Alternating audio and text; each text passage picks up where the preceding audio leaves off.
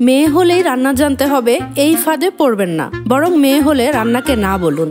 কারণ রান্না শিখে গেলেই আপনি শেষ, সবাইকে রান্না করে খাওয়াতে হবে। বরং রান্না না জানলেই মেয়ে হিসেবে লাভ বেশি। কি সেসব লাভ, চলুন জানা যাক।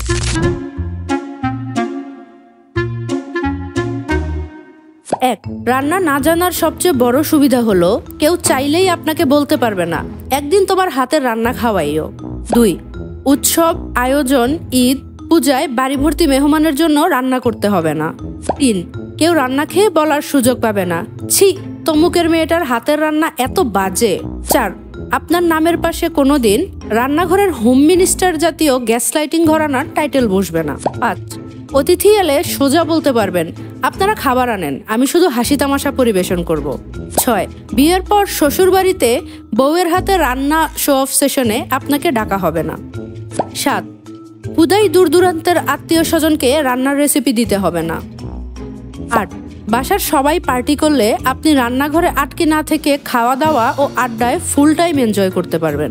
৯, রান্না না জানলে রান্নাঘরের কোথায় কি আছে, মরিচের বাটিটা কোথায়, হলুদের বয়ামটা কই, কোনটা নুনের আর কোনটা চিনির বয়াম, এইসব বাড়তি টেনশন একেবারেই থাকবে না। ১০, সবচেয়ে বড় কথা হলো রান্না না জানলে সারা বছর বাইরের মজার মজার খাবার খেতে পারবেন। রেস্টুরেন্টওয়ালাদের কাছে আপনি হয়ে যাবেন ভিআইপি কাস্টমার। সুতরাং এখন থেকেই রান্নাকে না বলুন। আর নয় রান্না, হাজি আর নান্না।